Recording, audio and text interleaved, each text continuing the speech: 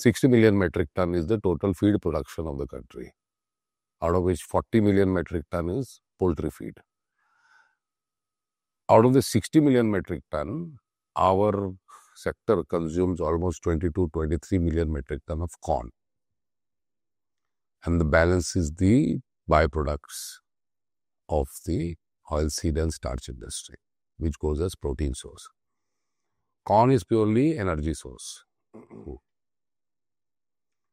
The total production of the country of corn is around 36-37 million metric tons. So we're consuming more than 55% of the corn production of the country. Now the government has come up with E20, which means 20% ethanol in the fuel, for which around 8 to 9 million metric ton corn will be shifted and has been shifted to ethanol for ethanol production. Now this will create a disbalance in terms of the corn required for the poultry sector, aqua sector. Realizing this, the government has diverted approximately 5.2-5.3 million metric ton of rice for ethanol production. But this balancing act, till when can we have this balancing act? So the theme is basically animal agriculture, the way forward. What is the way forward for us to sustainably grow at this 8 to 10%? And how do we tackle the situation of the shortage of the corn and the raw material for the feed?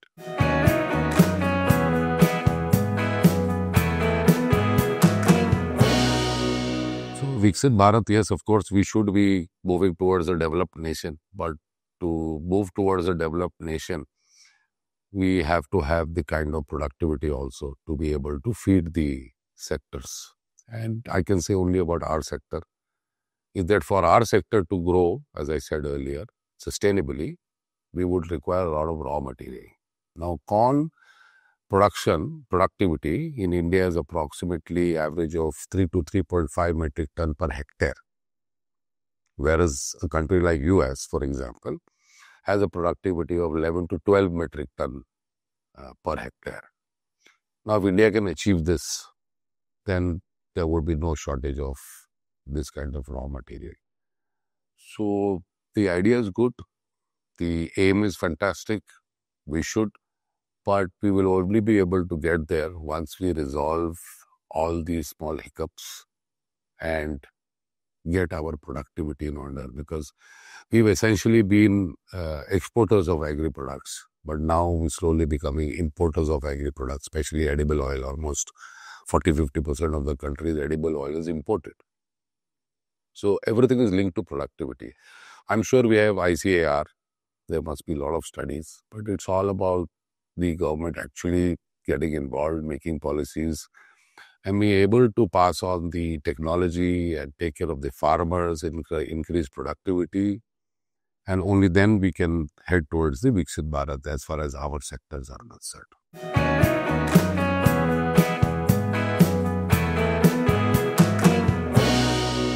Well, it's going to be a 50% blow to the sector. Simply that today we're producing shrimp of, say, around 1 million metric ton, out of which almost 50% is going to the US. Now, after the tariff is introduced, there are differential tariffs for different countries. Ecuador is also producing around 1 to 1.5 million metric ton of shrimps. So India will take a hit. What will happen to our farmers? So for that, one more subject in our symposium was to actually develop a domestic market for the shrimps. So again, government policy will help in developing this, because alone the sector cannot do it. We have to join hands with the government and work out a solution together in terms of developing the domestic market for shrimps. And the first thing would be to call for the, as Mr. Manoj Sharma, Dr. Manoj Sharma, one of the presenter speakers today said, that culinary experience and breaking the myths around shrimp. That shrimp is very costly and it's the food of the rich probably, and the cholesterol is harmful. No, it's not so. So these are the myths we have to tackle first, and also give the culinary experience of shrimps, because shrimp is a high protein source and digestible protein, and the cholesterol is not harmful. So these myths have to be broken first. Otherwise, the shrimp sector is looking at a lot of problems.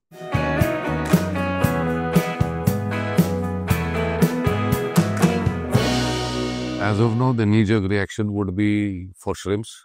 How do we sustain the shrimp farming? Because farmers are linked to it.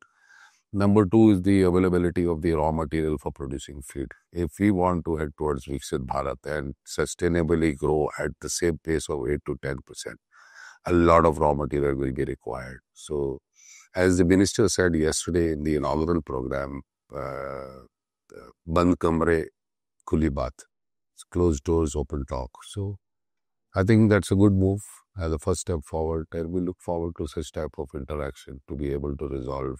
And once we sit together with the government, these two things should be addressed first.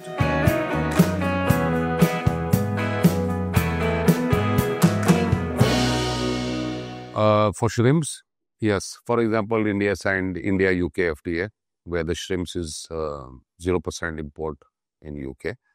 There are other markets we would have to develop, like the Middle East, the CIS countries. It will require a lot of effort.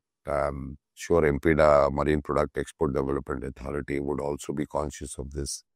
We will have to participate. Again, the same message which we take to Indians for domestic production will also have to be carry forward internationally. But eventually, self-sustainability through domestic market would be the best solution for the shrimp sector.